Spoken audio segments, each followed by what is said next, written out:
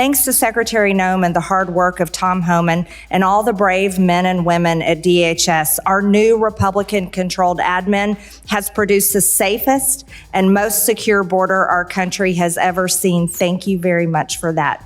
10 months under Trump has seen less apprehensions than 1 month under Biden. Thank you. The previously Democrat-controlled administration allowed over 13 million border crossers from over 170 countries and territories to break our laws, invade our country, rape our women and children, and murder our own people.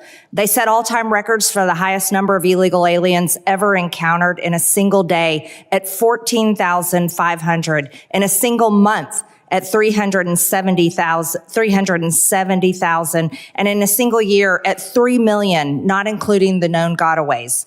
Thanks to Secretary Noem and the hard work of Tom Homan and all the brave men and women at DHS, our new Republican-controlled admin has produced the safest and most secure border our country has ever seen. Thank you very much for that. For the 7th consecutive month, U.S. Border Patrol released 0 illegal aliens into the United States. Daily average apprehensions at the southern border are 95% lower than the daily average under the last administration.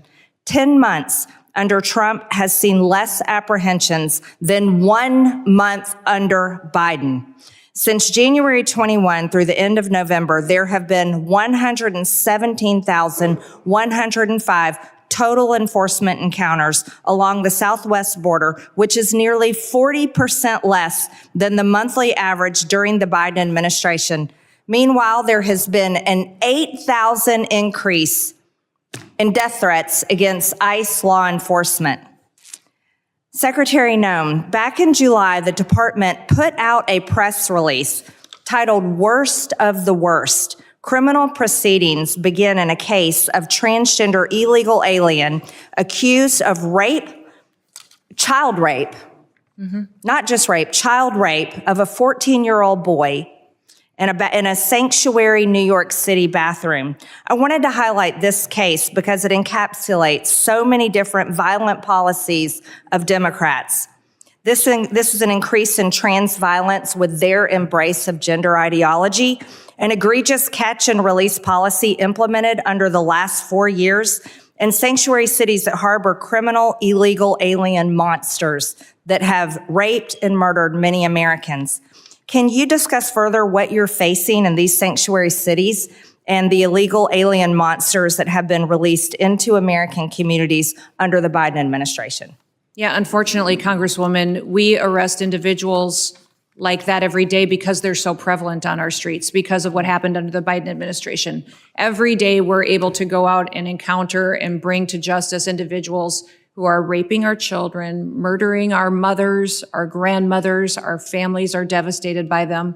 And I'm shocked at the Democrats' constant defense of these individual criminals over the American citizen that is out there just trying to live their lives, put food on the table, and live the American dream. And what we do at the Department of Homeland Security by making sure that we're out enforcing the law every day is making sure that those families get a chance to do that. So I'm so grateful for them. The 8,000% increase in death threats is real. These ICE agents and CBP officers that are out on our streets doing God's work live in these communities. They live there. These are their families and their neighbors that they're protecting, and they get up every day and do that job because they believe in their mission. They take an oath, and they are honorable men and women who are serving with greatness during a challenging time when activists and radicals attack them and put their lives in danger. I think it's shameful to see the defense of individuals who break our laws. We are a nation of laws. If we are not a nation of laws, we're no nation at all. And that is what we are doing every day, is following laws. If you guys don't like the law, go change it. That's your job. You don't complain. I was raised by a dad who said we don't complain about things. We fix them. Well, go fix them. If you don't like the law, quit bellyaching, quit hitting and attacking our ICE officers, quit going out and protesting and screaming vile things at them, quit calling them names. We wouldn't let our children do that. Go do something that actually matters by having an honest debate and changing the law. That's your jobs. You all should be fired, in my viewpoint. I agree. Thank you so much for that, Secretary Noem.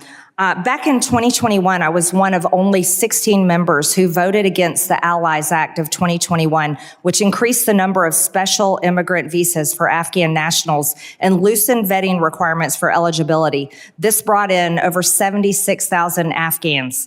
Director Kent, what actions are being taken to identify and remove any of the 100,000 Afghan nationals admitted under the Biden admin who may have ties to terrorism, like the one who shot 2 National Guard members, tragically killing Sarah Beckstrom here in Washington, D.C.? I'm sorry, gentlelady's time has expired, but Can he just answer no, we're quickly? keeping everything quick to the 5 minutes. I'm sorry, but gentleman from New York is now recognized, Mr. Goldman, for 5 minutes. Secretary Noem, let's talk about the law. Do you agree that asylum is a lawful pathway to immigrate to this country? Yes or no? There's an asylum program, yes, in place. All right. So It wasn't immigrants used under then the with Biden ongoing asylum applications are legally in this country, correct?